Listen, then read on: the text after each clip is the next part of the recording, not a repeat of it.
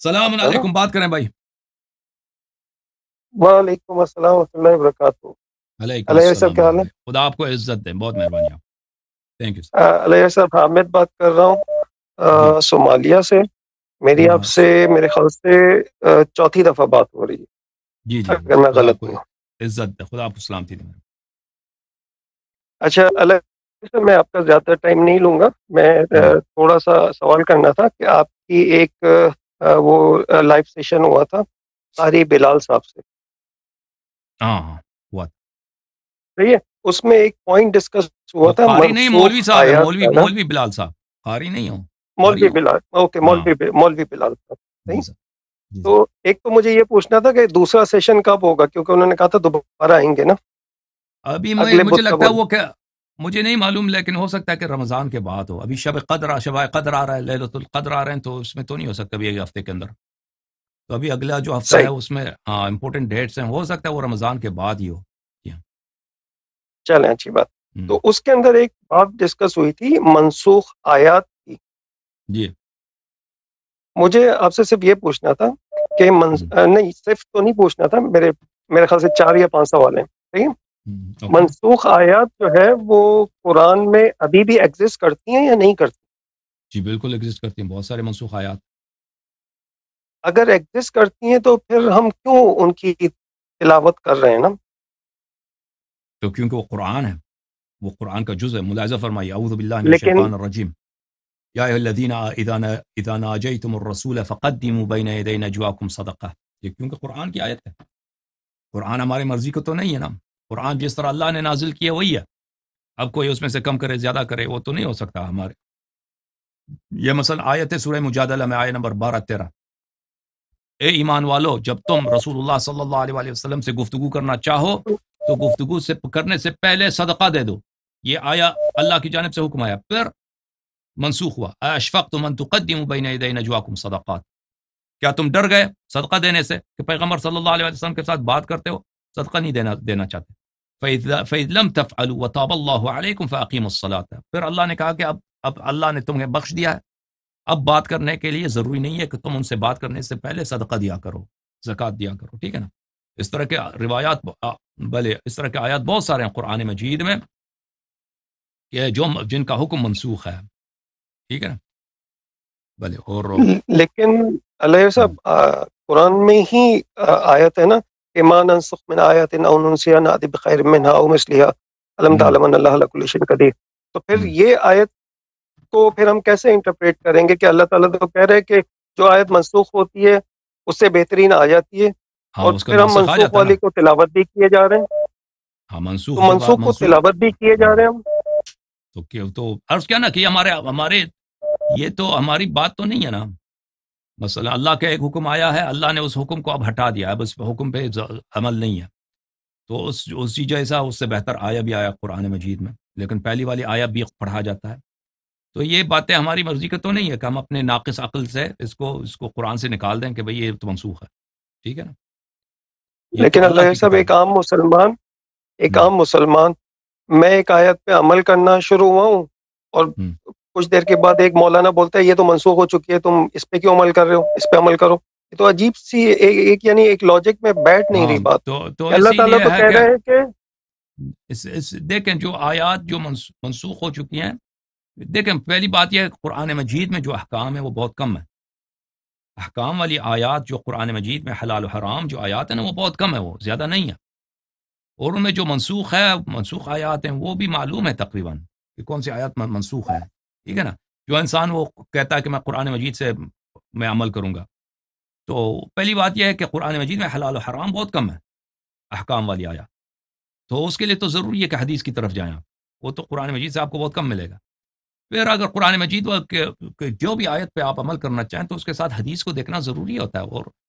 اور وہ اس پر جو شخص وہ پڑھتا ہے قرآن مجید اس پہ عمل کرنے کی کوشش کرتا ہے، تفسیر دیکھتا ہے، تو واضح ہو جاتا ہے کہ کون سی آیات جو ہے منسوخ ہیں. یہ اتنی کوئی مشکل بات نہیں ہے. چلیں میں دوسرے سوال کی طرف آ جاتا ہوں. جی. دوسرا سوال تھا کہ سورہ بقرہ کی آیت ہے، سپارہ 2 ہے، آیت نمبر ہے 177 نا. اوکے. لیس البر ان تولوا وجوہکم قبل المشرقی، یہاں سے سٹارٹ ہو رہی ہے. اوکے اس میں اللہ تعالیٰ بتا رہے ہیں متقی اور پرہیزگار لوگوں کے بارے میں نا. جی سر. تو میں آپ سے صرف یا تو میں ترجمہ پڑھ دیتا ہوں یا آپ پڑھ دیں، کیونکہ میرے پاس تو ان کا مولانا مودودی صاحب کا ترجمہ سامنے پڑا ہوا ہے. پڑھیں پڑھیں اگر آپ بولتے تو میں وہ پڑھ دیتا، ٹھیک ہے نا. تو وہ ترجمہ یہ ہے کہ ساری اچھائی مشرق اور مغرب کی طرف منہ کرنے میں نہیں، بلکہ حقیقتاً اچھا وہ شخص ہے جو اللہ تعالیٰ پر، قیامت کے دن پر، فرشتوں پر، کتاب اللہ اور نبیوں پر ایمان رکھنے والا ہو، جو مال سے محبت کرنے کے باوجود قرابت داروں، یتیموں، مسکینوں، مسافروں اور سوال کرنے والوں کو دے، غلاموں کو آزاد کرے، نماز کی پابندی اور زکوٰۃ کی ادائیگی کرے، جب وعدہ کرے تب اسے پورا کرے، تنگ دستی، دکھ درد اور لڑائی کے وقت صبر کرے، یہی سچے متقی اور پرہیزگار لوگ ہیں. سر ایک عام مسلمان میرا ایک چھوٹا سا سوال تھا کہ یہاں پہ امامت نہیں آنی چاہیے تھی؟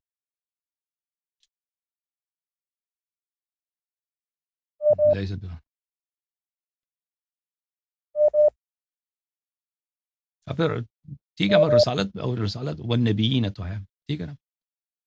اب بہت ساری چیزیں یہاں پہ نہیں ہے. اب اللہ نے اس میں یہاں پہ ذکر نہیں کیا ہے، مجھے نہیں معلوم اس کا جواب، مجھے نہیں آتا. بہت ساری چیزیں ہیں جس آیت میں اللہ تعالیٰ نے اس کا ذکر نہیں کیا. اب وہ نہیں کیوں نہیں کیا مجھے نہیں معلوم، ٹھیک ہے نا. چلیں صحیح سر. ایک اور سوال تھا سر، یہ تھا میں نوٹ کیا تھا یہاں پہ یہ سب امامت ہی تو ہے نا بھائی، یہ سب امامت ہی ہے، یہ سب امامت ہی ہے بھائی. ابھی آیت جو میں آپ کو دکھاتا ہوں، آیت یہ ہے، یہ سب امامت ہے بھائی، یہ سب امامت ہے. اب یہ صفات کس میں ہے؟ یہ صفات کس صحابی میں ہے؟ کس میں صفات، کس میں ہے یہ صفات؟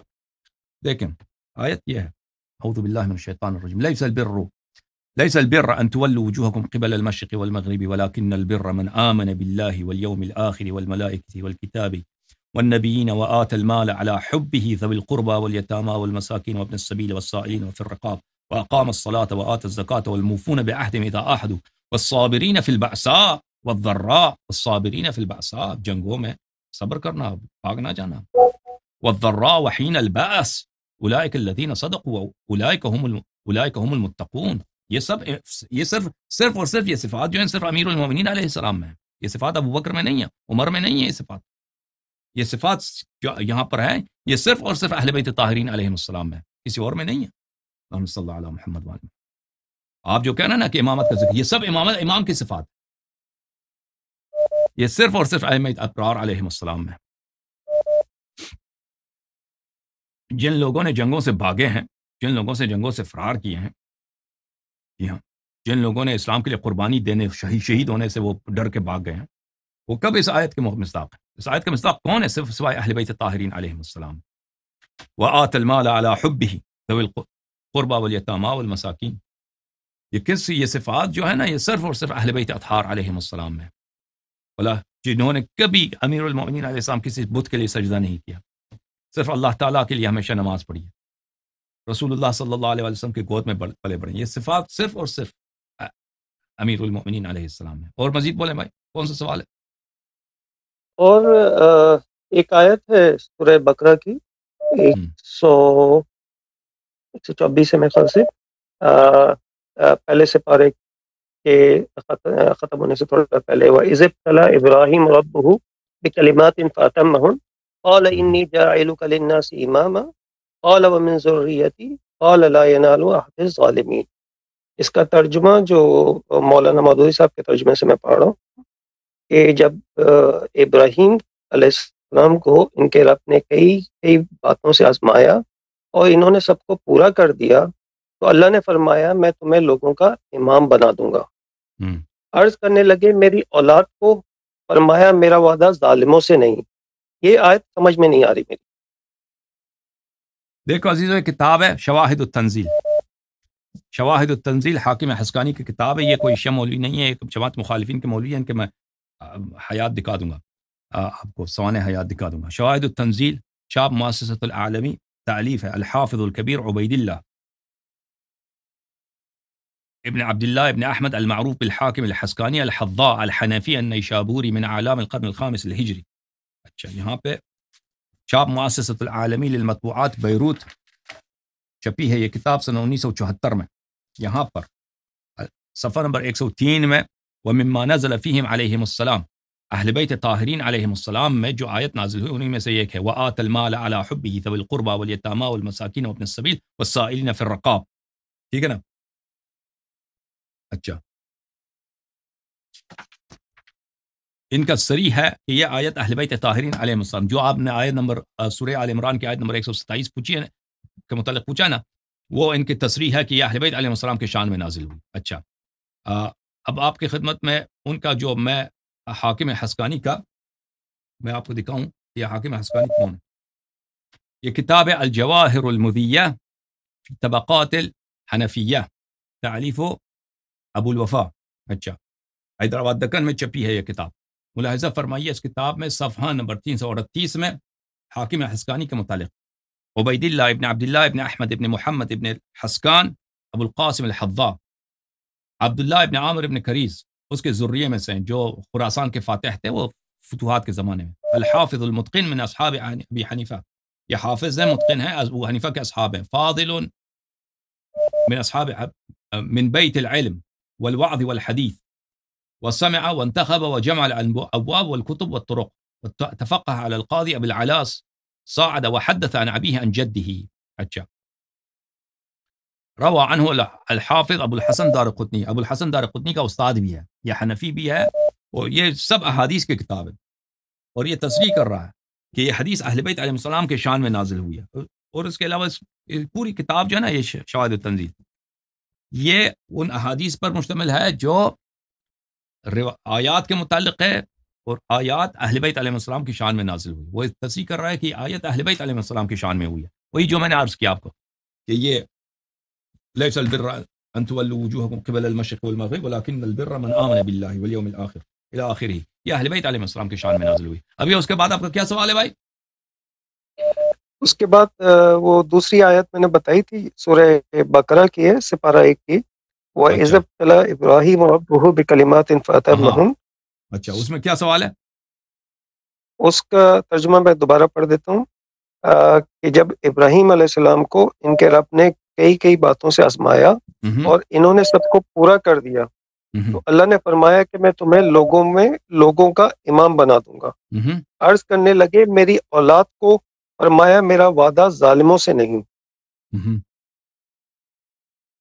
اس پہ تھوڑا سا آپ یعنی تھوڑا سا اس کو تو یہ تو بہت واضح ہے. دیکھیں وَإِذِ ابْتَلَىٰ إِبْرَاهِيمَ رَبُّهُ بِكَلِمَاتٍ، ابراہیم علیہ الصلوۃ والسلام نبی ہیں، اس پہ ان پہ وحی آتا ہے اور وہ رسول ہیں.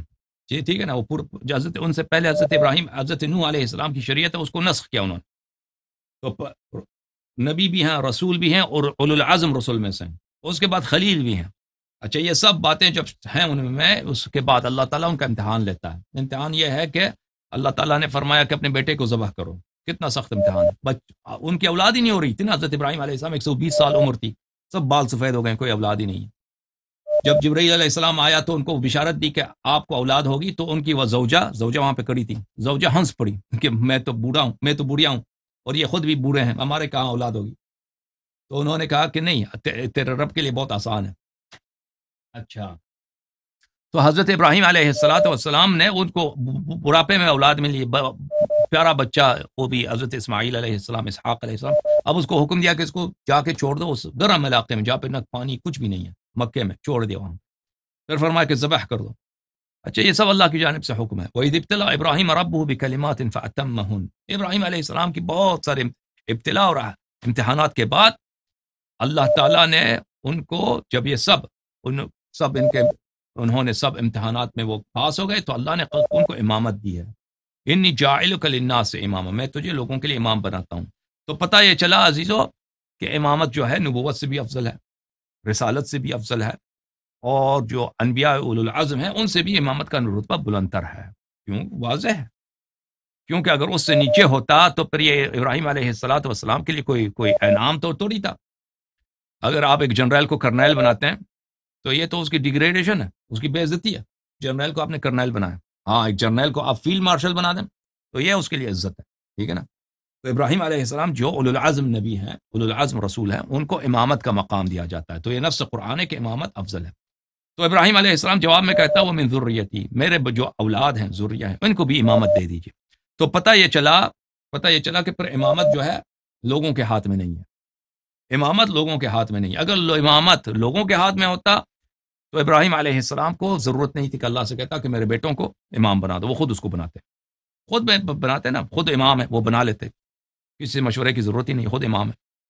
نہیں، بس ابراہیم علیہ السلام کو پتہ ہے کہ امامت اللہ کی جانب سے ہے. تو پھر وہ اپنے بیٹے کو کہہ رہے ہیں کہ میرے فرزند کو بھی دیا جائے. تو پھر اللہ نے کہا لا ینال عہدی، امامت میرا عہدہ ہے. پھر اللہ کا جب عہدہ ہے، اللہ دیتا ہے، ابراہیم علیہ السلام کو اللہ بناتا ہے. ابراہیم علیہ السلام کہتا ہے کہ اے اللہ تو میرے فرزندوں کو امام بنا دے.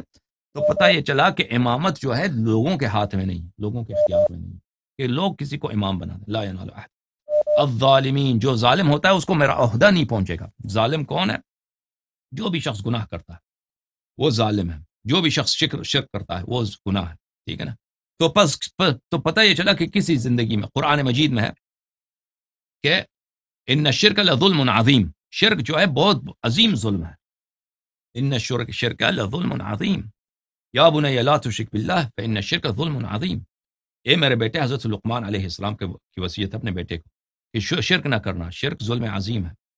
تو جو لوگ شرک سے ملوث تھے، بلکہ وہ معصوم نہیں ہے، وہ ہر ظالم تو ہوتا ہے کہ بھی وہ اپنے بیٹے پہ ظلم کرے گا جو غیر معصوم ہے، کبھی اپنی بیوی پہ ظلم کرے گا، کہیں بھی اپنے پڑوسی پہ ظلم کرے گا، کیونکہ جب اس سے دوسروں کا حق ضائع ہو جاتا ہے تو ان پہ ظلم ہے.